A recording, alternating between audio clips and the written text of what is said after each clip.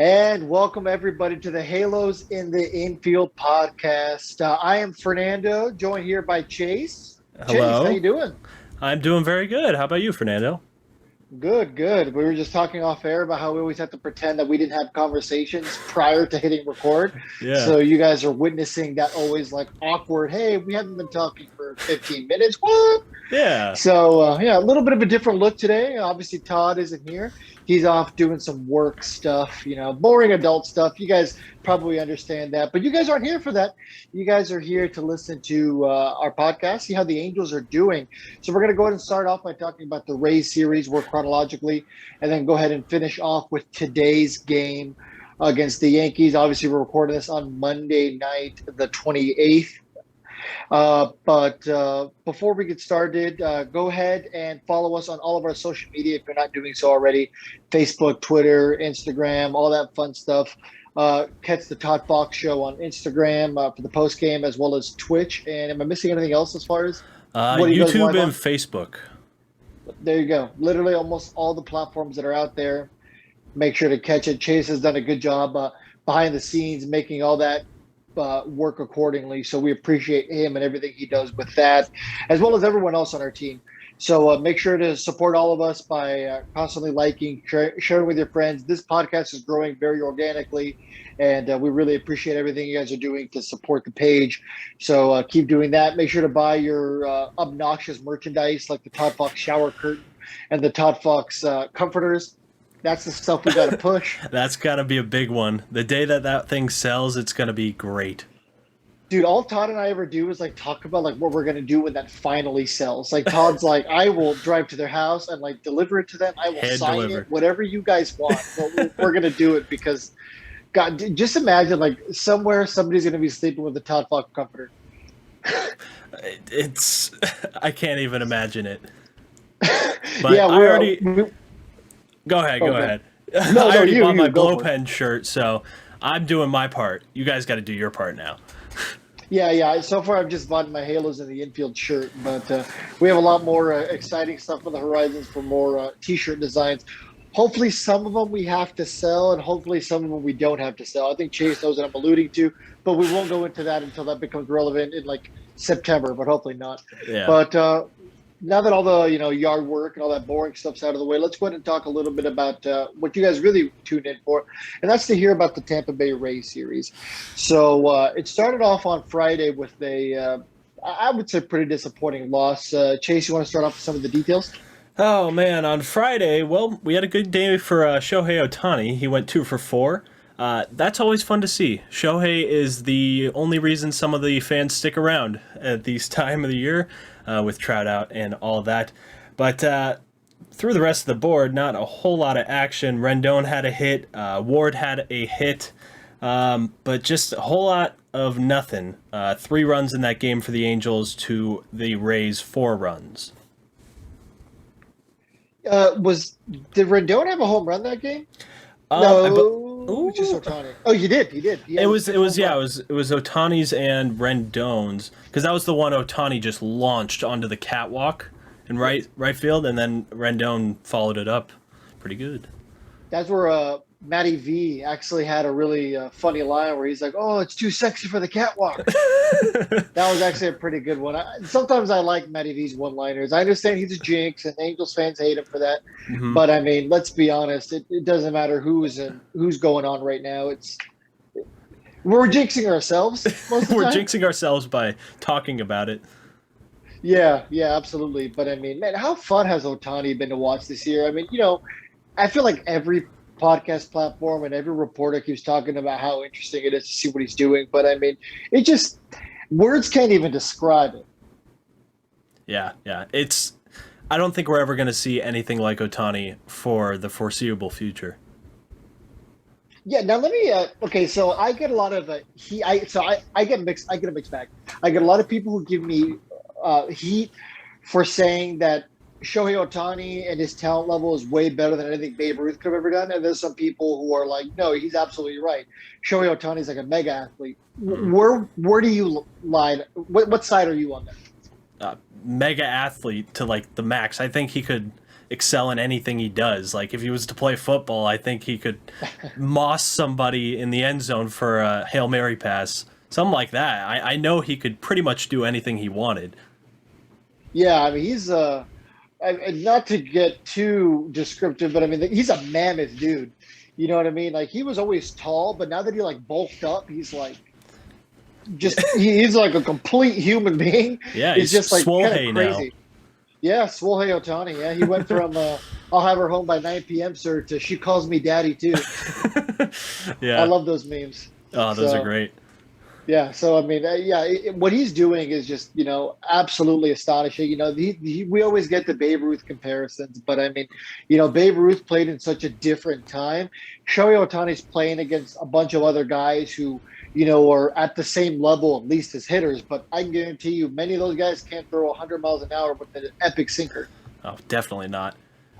Yeah, we were talking actually. I don't know if you got to hear the interview we just did with Rocks in the Outfield, or the collab, I should say. Yeah. But on that show, I said, like, could you imagine, like, so let's go back in time. Let's say I took a time machine. I went back to 2014 Chase, and I would have told you, hey, man, so this Mike Trout guy, he's great, but in a couple years, you're basically just going to forget Mike Trout exists. He's just going to be another guy in baseball. What would you have said? I wouldn't have believed you at first. I didn't think that there could be anybody better than Trout at the time. But now that we're seeing what we're seeing, Ohtani's the real deal. I don't think anybody can get close to him right now. Yeah, absolutely. It's like, I think I said last night too, that it's as if Jacob deGrom and Mike Trout had a baby. You have the Jacob deGrom nasty stuff. I mean, deGrom's maybe like still a step or two ahead as a pitcher, but in the grand scheme of things, considering the fact that he mashes home runs like a Mike Trout, he's a complete 5-tool guy. I guess a 6-tool guy.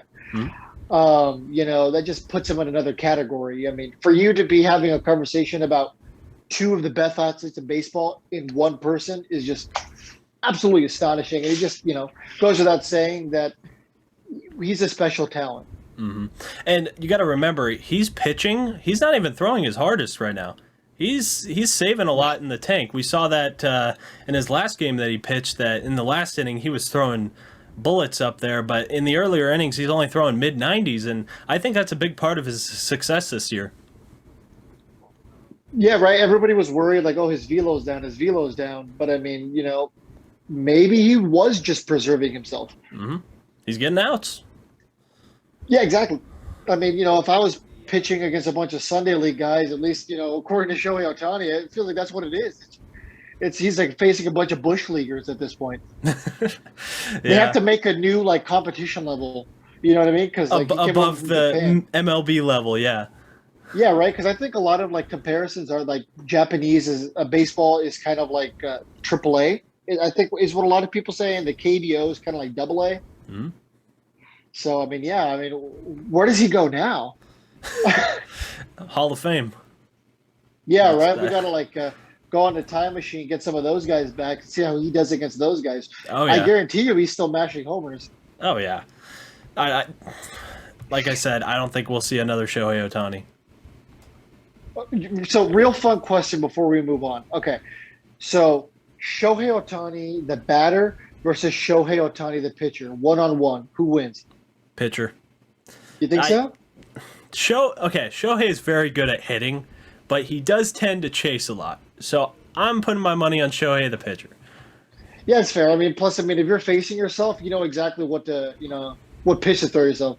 I swing at the fastball up in my eyes every time. So I'm throwing myself a fastball in my eyes every time, and I'm sure you do the same thing. Yeah. Whatever his weakness is, he knows what it is. So. And you got to think a 300 hitter is missing the ball 7 out of 10 times. So, I mean, the odds are in your favor.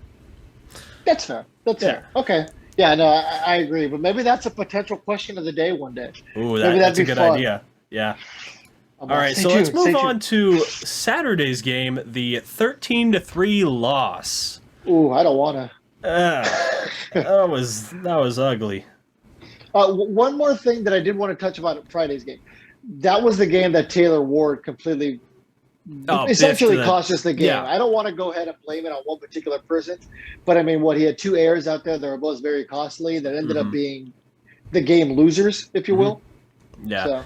That's the tough part about playing him in the outfield is that he's still very new to the outfield, and then you go to a place like Tampa Bay where the roof is notoriously bad for tracking fly balls. It's just a recipe for disaster, really.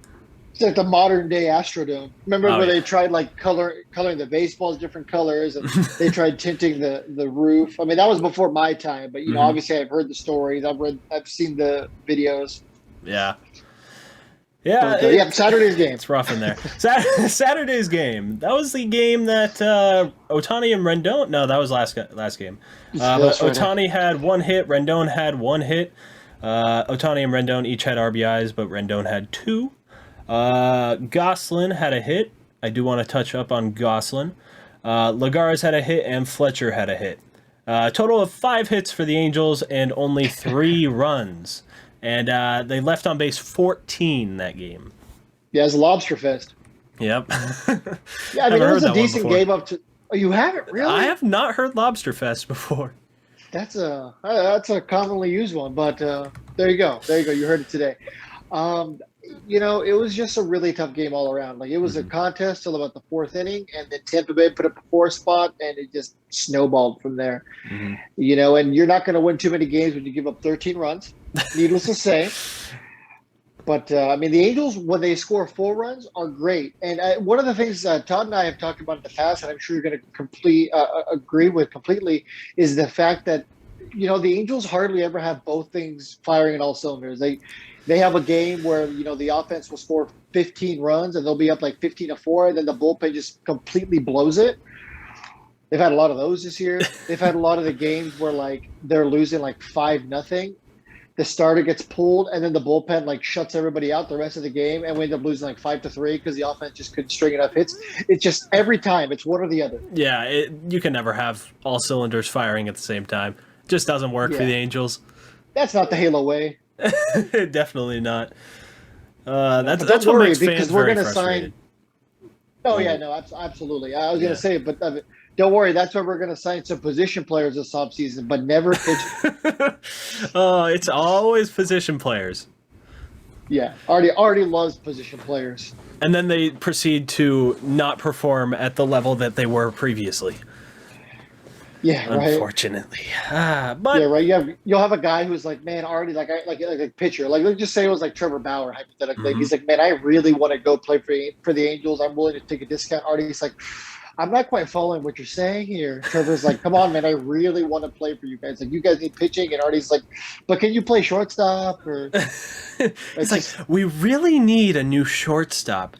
But, our pitching's fine. Our pitching's fine. They've given up the most runs in the league or something like that. Something along those lines.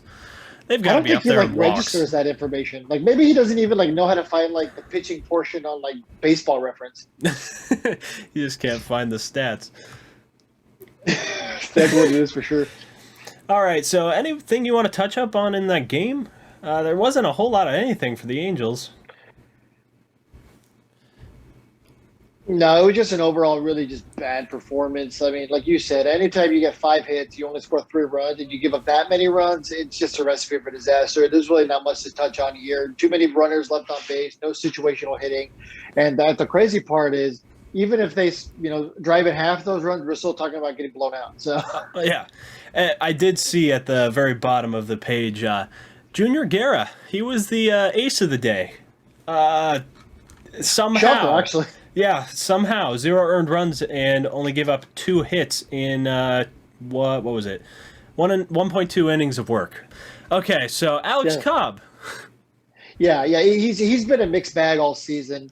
Unfortunately, this was just kind of one of those performances where he just didn't have his best stuff. And, just like everyone on the starting rotation, it's a good game or a bad game. Mm-hmm. Jose Quintana didn't have the best performance coming out of the bullpen either. I think that was his bullpen debut, if I think so. Not mistaken. And his ERA is now up to a whopping 7.12. Yeah, any of these guys who bring on 1-year deals for whatever reason just never really pan out. And Alex Cobb was obviously a trade candidate, so he's a little different. But, I mean, Quintana, Teheran, Trevor Cahill, Matt Harvey, Tim Lincecum. The list just kind of goes on and on. Oh, it's terrible. Yeah, it's just like, why do we always pick the wrong 1-year contracts? Almost every time. I mean, couldn't have gotten Gosman. We never pick the right pitchers. It's the brutal truth of the Angels franchise. Yeah, exactly. Actually, you know what? If I'm being honest, I might be more disappointed at this point if we did pick the right pitcher. I just kind of be like, damn, like what are we doing? We can't pick good pitching. I mean, Yeah. Well, let's move on to a little bit of lighter news into an Angels win. You heard me Yes. right, an Angels win. record scratch. What? Yeah. They won 6-4 on Sunday. Let's see the stats on that. Fletcher had 2 hits in that game. Ohtani had 3 hits. Weren't they all extra base hits, right? Did he not almost have a cycle that yesterday? Yesterday. Yeah, it was. He had a triple, a double, and a home run. Yeah, he was a single shy. That's the one he hit the inside pitch, and he just launched it out the opposite field. That swing looked like it had no chance of getting out, and it just kept going. Yeah. Shohei Ohtani is like, I mean, once again, we already said it, but it's like just the stuff he does is just kind of crazy. I'm just like, this exit velo we don't really ever see consistently. You know what I mean? You'll have a guy like Giancarlo kind of muscle one out, I'd say semi-often, but I mean, Shohei Ohtani like does it every time. Like, grounded to second base, it was 116 miles an hour. Yeah, and then Phil Gosselin had another good game, 3 for 4 that game, and 2 RBIs for him. Big part of the win there. Phil Gosselin has kind of been an unsung hero that I think people kind of need to give a little more respect to. Like, he's fared well wherever we've had to put him. His defense hasn't cost us anything. And, I mean, he's hitting. He's been in 341 this year. He just kind of came out of nowhere.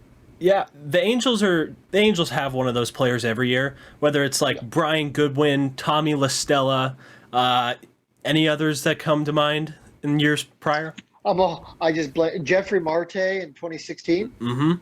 Yeah, he had some clutch home runs. Yeah, and then like they'll like sometimes get it out of like pitching, like when they picked J.C. Ramirez from the waiver wire. Oh my God! Yeah. Oh, I remember Parker Bridwell's when he was dominant back then.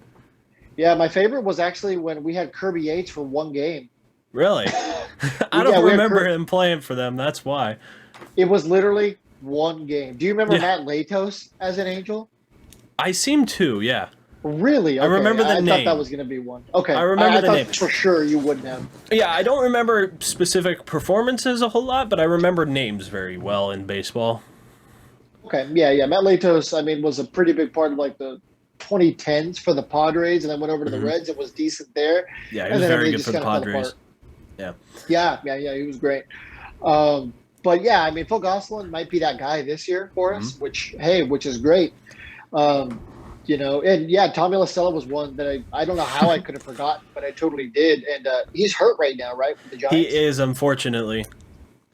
Yeah, he's been fun to watch. I've been a fan of his, but was it only a 1-year deal he signed with the Giants? I think it might have been 2. I think he was there last year too. Like he was like in between the deals. He was in between deals because that was during the trade deadline from last year, right? Yes, it was where we got Franklin Barreto, who's also been hurt all year. Part of me always wonders, because next year obviously we're not going to have a shortstop unless Jose Iglesias gets a qualifying offer, which is probably not going to happen, or sign, which is probably also not going to happen. I kind of wonder, like, I wonder if they try to get a second baseman and maybe move Fletcher over to short. That way they don't have to overpay for a shortstop. But yeah, I could see them doing something like that. But I have trust in Perry. I think he'll do the right thing in the end. Yeah, I mean, at this point, like Todd and I always say, I mean, we have to give Perry the benefit of the doubt. We don't have a reason not to at this point. Let's see, what else? So we already talked about Phil Gosselin, who's having a great season. I do want to say one more thing on Phil Gosselin. I do not know why he's not in the everyday lineup. I know they say he hits lefties a whole lot better, but I would rather have him in the lineup over Rengifo any day. It's just, he's better. They did bring up Schibler today, but, I mean, I like Gosselin better. That's all I got to say. I mean, as of right now, I think Gosselin definitely gives you the better chance to win. I've always liked Rengifo for the simple fact of the potential's always been there, and I think he's a gamer. in the sense of, I never see Luis Rengifo like ever ground a ball out and just kind of, Albert Pujols jog to first. Like he's at least trying every play. His defense has always been pretty decent. It's just a matter of getting it all clicked. He's always been that 4A kind of player. Mm-hmm. You know what I mean? If there was a fourth A, he'd be the guy. Yeah. Along with Matt Thaiss and, for the longest time, Taylor Ward and all these Jack guys. Mayfield. Jack Mayfield's tearing it up right now. I don't know if you've seen that, but he's been doing really good. Yes, he's coming back from Seattle. Yeah.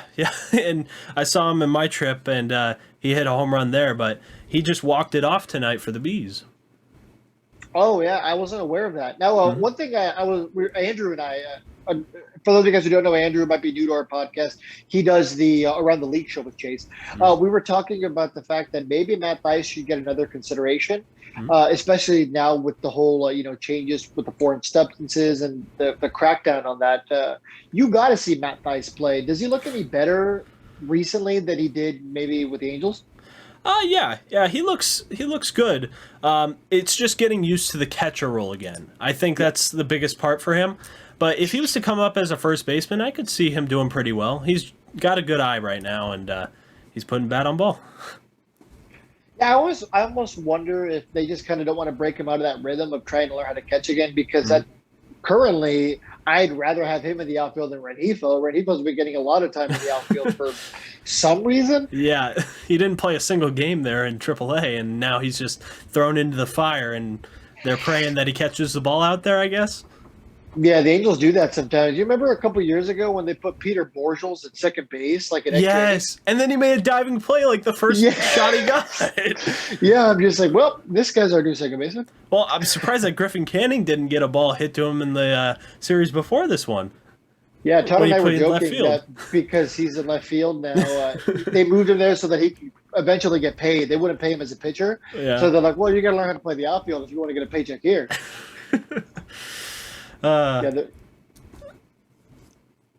They're trying to develop more Ohtanis. Oh, definitely.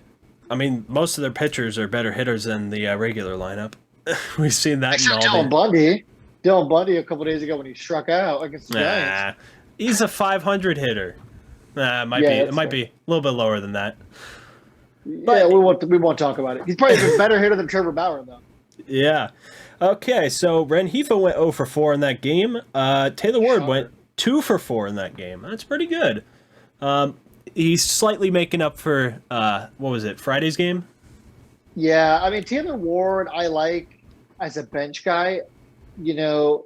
Perception is everything. As a starter, I'm not quite sold on Taylor Ward. I don't know if I ever will be. But, as a bench piece, I could definitely see him doing that. And that's obviously not something you want out of your 2015 first-round pick. But at the end of the day, all you can ever do is play the cards that are dealt. And Taylor Ward coming off the bench as of right now might be a benefit to this team, especially because we saw him catch in extra innings versus the Giants, and he looked good. Pretty well. Yeah, he looked good. That was his first time catching in a long time, right? Yeah. He caught a little bit in spring training, yeah. Yeah, but he's never caught in a major league game, and I don't think he's caught a professional baseball outside of spring training. Yeah, I don't think so. You know what? Actually, no, he did. He was a catcher for the 66ers, and I think once he made it to Mobile when we were still the AA team for us, I think that's when they converted him. Okay, that makes sense. I'm pretty sure. Yeah, Angels love to do that. They love to draft guys and change their position, like with Jahmai Jones. Like, oh, you're a center fielder, you're a second baseman now. The reverse Mookie Betts. Yeah, basically. I mean, you had Matt Thaiss, who was a catcher. They're like, you're not a catcher anymore. You're a first baseman. No, never mind. You're a catcher. So let's look at the pitching for that game. That was Patrick Sandoval's day. He gave up 4 hits, 3 runs, 3 earned runs, only 2 walks, and 6 strikeouts. What do you think about that? Patrick Sandoval, another one of those unsung heroes. What people don't realize is these are the kind of guys who win you World Series rings. The big names are cool. The big names help you get there. But, at the end of the day, it's always these role players. It's always these pitchers that you didn't expect who are obviously under club control that aren't expensive guys. Those are the guys who make the difference when the playoffs really get going. So, if we can find our way in there, man, Patrick Sandoval's going to do some damage this postseason. Yeah, I've been hoping that Sandoval would break out of his little rut that he's been in for the last couple of years, because I really like the guy, and he just wasn't able to do it the last couple of years, but it seems like he's putting it together right now. Absolutely. He's a guy who looks like he's a gamer. He looks like he has the competitive nature. He looks like he has that edge, and he's not afraid to, be vocal about it. I mean, he was yelling in his glove. He was getting animated. It reminded me of like Jake Peavy back in the day when, he would yell at himself. And, that's the kind of thing you want to see. You want to see these players get frustrated with themselves, not to the point where it affects their play, but because we know they care. Mm-hmm.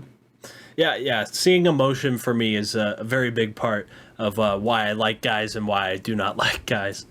Yeah. Yeah, don't get me wrong. There's some guys who just aren't going to bring that. Like, Rendon's going to sit there and just be Rendon. He's not going to, stone face the whole time. He's not Manny Ramirez. Oh, no. Nobody can be Manny. That's fair. Except Manny. Yeah, that's also fair. Well, anything else you want to add for that game?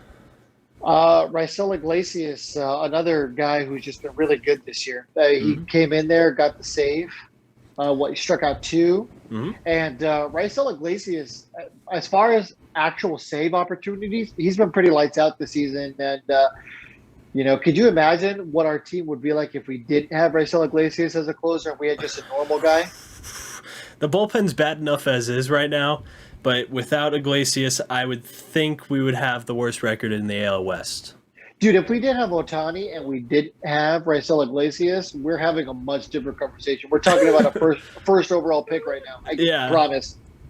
Yeah, tanking for whoever the top pick is right now. I don't really pay attention to college baseball.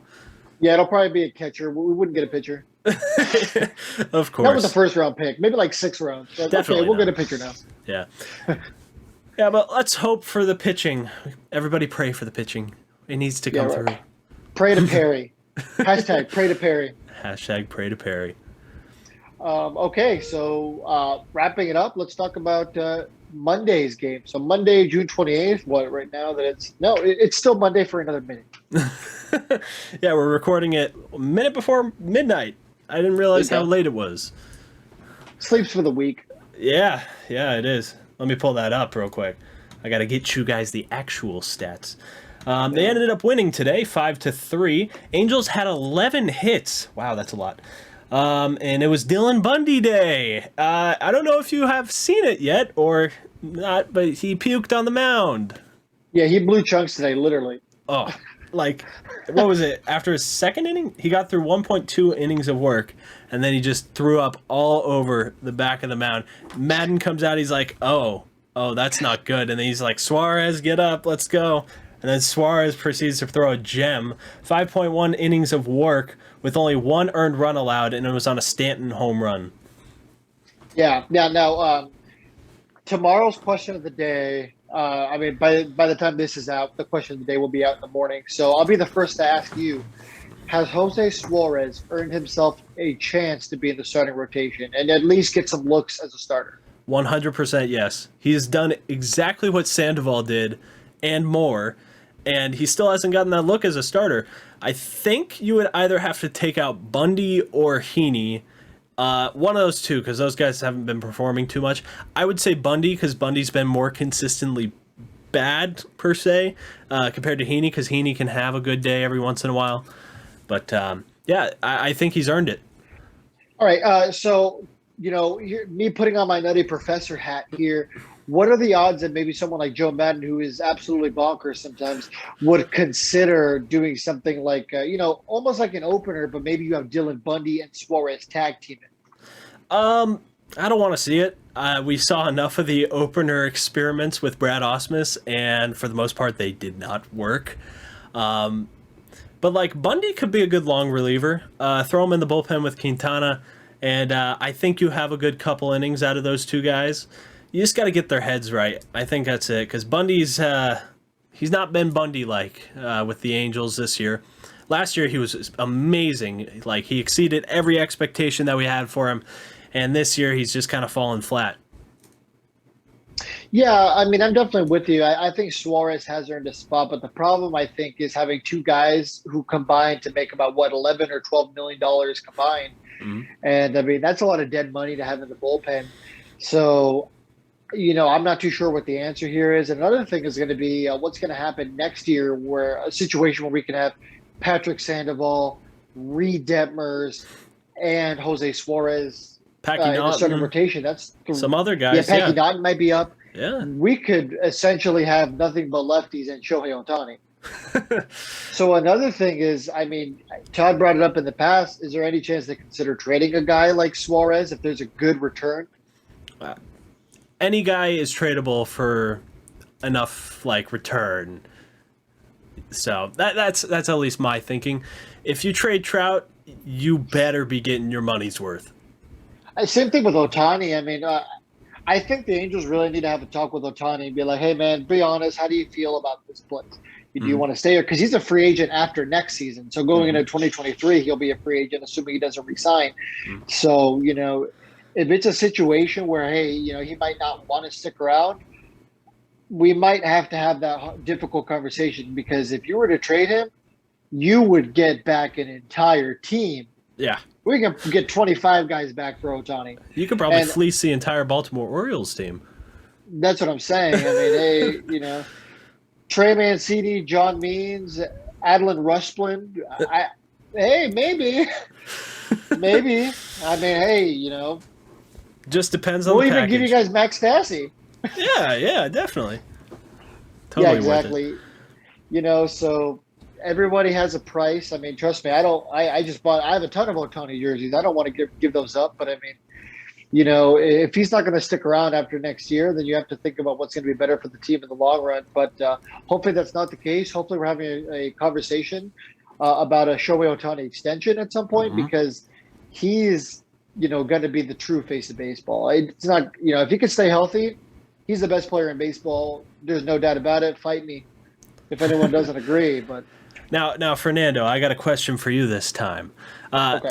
So if the Angels do end up signing Ohtani to an extension, do you think the response will be greater to that of Trout's extension, or do you think it'll be slightly less? What do you mean greater? The money? No, like the fan reception of it. Because I know everybody likes Ohtani, but Trout's extension was a huge deal. I think the Ohtani extension is going to, with Angels fans, resonate well with the rest of the league. It's going to be horrible, because we already have to hear about us wasting Mike Trout. Yeah. And I'm getting sick and tired of that narrative. It's getting old. It's getting tired. It's just, at this point, Trout's been so hurt so often that it's almost hard to, say the Angels are wasting Mike Trout, more so than I think currently Mike Trout is wasting Mike Trout. But no, I think the fan response as far as the Angels would be great. I mean, people want Ohtani to stick around because he's essentially two star players in one. There's nothing like Ohtani. I've said it multiple times this show. There's nothing like him. All right, yeah, so right. We might need to consider doing a Shohei Ohtani episode every week. Jeez, we might have to. We talk about him so damn much. Okay, so actually, moving it's on funny. to this game. We haven't. Yeah, no, go ahead. I was thinking we would have to move on to this game. We've been talking about Shohei so much. Yeah, right. There's So got to I'm be a just new gonna rule. skip No over more it. talking about Shohei. Well, there was a guy in the 2 spot in tonight's game that did end up hitting a home run. And Luis he did Rengifo? No, it's Shohei Ohtani. He ended up hitting a monster blast out in right field. First at bat in Yankee Stadium, I believe. No, I think he's played in Yankee Stadium in 2018. 2018. I think he was hurt for that. I don't know. We'll fact check it later. I think he was batting at the time, because for 2018, because he was supposed to face Tanaka, I think, but he sat that game. That would make sense. Yeah, but Anyway, home run for Ohtani. He had a walk in the game too. Nope, he didn't. He had an RBI from that. And then Rendon was 1 for 3, but he did have 2 walks. So that was very good to see from Rendon. when he's getting on base, I just it's like mixed reactions. It's like, hey, he got on base. Hey, he got a hit. But I mean, he's slowly starting to come into his zone there. I mean, he's still batting .230, so that's where the thumbs down comes from. But you can only move up if you're getting hits. It's so hard to get a read on Anthony Rendon sometimes, though. Yeah, I agree. But as long as he's not, it's one thing if he's not exactly helping us win, but as long as he's not costing us games, I guess that's kind of what matters. Because I mean, thinking back to, there's some talk about is he the Pujols 2.0. Pujols was costing us games constantly. Hmm. So as long as we can avoid that, Yeah, with wonderful tag ups from first base. dude, how crazy is it to think that's our last image of Albert Pujols as an Angel running like a turtle to second base, oversliding the base, and like holding onto the base and looking at the umpire saying, "Paint me like one of your French girls." Seems rather fitting, huh? Yeah, absolutely. All right, so Jared Walsh, he had a 2-hit game tonight. Yeah, absolutely. It's great to see him hopefully starting to regain form because I mean, he was batting 310. He was up in there in the league leaders in batting average pretty recently, but he's kind of gone a little bit of a skid, and I Hmm. guess that was to be expected. I mean, he's still. I obviously he's not a rookie, but I mean he's still so new to the league that he might as well be. Yeah. So I think this is his first full season. Hmm. Yeah, and He's he did go 0 for 10 in that Rays series, so it's good to see him bounce back. Yeah, exactly. And against a team like the Yankees, obviously, the Yankees are a big name. So if you ever want to establish yourself as a major leaguer that people should take seriously, going up against the Yankees is one of the best ways to do it because the Yankees have that East Coast bias, they get that national attention, and people are going to start knowing, oh, this is who Jared Walsh is. Maybe he does deserve to be in the All-Star game. Yeah, I've been voting for him every time I've been able to. Unfortunately, I can't vote for him right now because it's just voting for starters, but hopefully he'll make it for the last chance votes. Um, Yeah, absolutely. And by the way, I will plug our friends over at Rocks in the Outfield. They have that really cool Otani and Walsh All Star Game shirt. So mhm, make sure to check them out and buy that shirt. That's a pretty cool one. mhm. Go ahead. Scott Schebler. He was 1 for 4 today's game, 3 strikeouts. That's kind of what I was expecting out of him. He had a bloop single. I don't really have anything on him. How was he with when you saw him in AAA? Did he look a little more comfortable? No, no, he did not. He struck out, I think, 5 times. Yeah, I think right now the Angels are just in a position where everyone's just hurt. The outfield's completely hurt, where it's just, we're hoping to, you know, grab whatever fell off the chicken and turn it into chicken nuggets. That's what we're hoping to do here. Just praying. Jose Iglesias, he was 2 for 4 today. Yeah, he's 260 is a little lower than I remember. I mean, he was same thing as Jared Walsh a couple weeks ago. I think he was in the 270s, 275s. So you'd like to see that average start to creep up a little bit, especially because his defense has been so inconsistent this year compared to what we're used to seeing out of him. But Jose Iglesias is at least being serviceable, and that's all we can ask for. And he had a good game today, Mm-hmm. And including then, a great play. yeah. Luis Rengifo, 1 for 4. Hey, your boy. That's all you can hope for Luis Rengifo, pretty much. Yeah, I mean, once again, he didn't cause us anything in the outfield, so that's a victory in itself. Yeah, I mean, everything he does is a plus at this point, as long as he doesn't make an error or anything. Absolutely, absolutely. So I mean, I'll 1 for 4. I'll take it. Yeah. And then Juan Lagares, 2 for 4. Yeah, his bat's been very inconsistent. But you bring Juan Lagares in for his glove and what he's been able to do in his career with his glove, not necessarily for his bat. So anything you get out of him on the field is a plus. It's almost like a catcher. You know what I mean? Most catchers can't hit these days, but Stassi overall's been a decent hitter. So Yeah, he's had a rough couple series as of late, but hopefully he'll heat back up soon. yeah, absolutely. Because I mean, this team's going to need him, and at the least, we need him to be productive over the next 3 weeks, so Perry Minasian can decide if this is going to be our catcher or if he's going to be a trade chip. Because we got to figure it out soon. Yeah. Well, that's all I got for this game. You got anything else to add? No, but I do have I do want to ask you that Max Stassi question. So if you were Perry Minasian, and today was a trade deadline, Mm-hmm. keep in mind, for those of you guys at home, Max Stassi's a free agent after next season. Would you resign him? would you think, hey, maybe it's time to trade him while his value's there, and another team will get extra year out of him? I don't think the return would be enough because I don't think we have the catching to back him up. Even if we do get a catcher in return, the bat that we've seen is too much to replace at this point, and we still have control over him for a bit. So I say hold on to him, and maybe next year at the trade deadline, if he's still doing well, sell him off as a rental and see what you can get for him then. Yeah, I mean, my opinion on catchers has always been a little different than most people. A lot of people like the hitting catchers. I really don't care. I want a catcher who's going to control my starting staff. I've always wanted the Angels to go after a guy like Austin Hedges. He can't hit the broadside of a barn, but he knows how to, he dons the tools of ignorance like a champ. Yep. So, he knows how to control a pitching staff. These younger guys can benefit from a guy like him who's been there, who's still young, but, he's developed himself. He's developed some good pitchers. He's worked with some good pitchers. So I think a guy like Austin Hedges would help us out a lot. Mm-hmm. I don't think he's going to cost you anything to get from the Indians. I don't think so.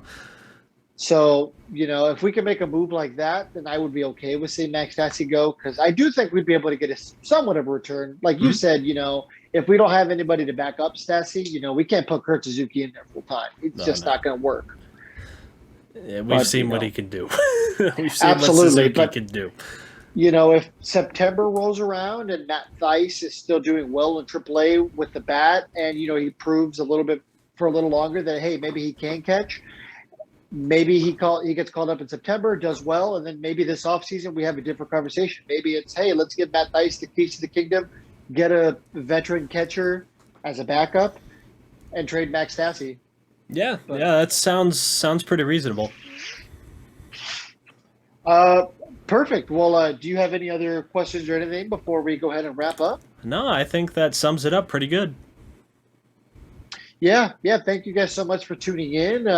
Hopefully you guys enjoyed having Chase on. I certainly appreciate him giving us his time. He's a great baseball mind. So, keep doing your thing, man. You guys are doing a great job, you and Andrew. Keep doing your thing with the minor league coverage. It's always great to have you guys part of the team, and hopefully you guys enjoyed what he brought to the table. I know I sure did. So make sure to follow us once again on all of our social medias, Halos in the Infield. Make sure to look out for the questions of the day daily, our post games, our pre games, all that fun stuff. Make sure to check out that merchandise, and we look forward to seeing you guys back here soon. See you guys.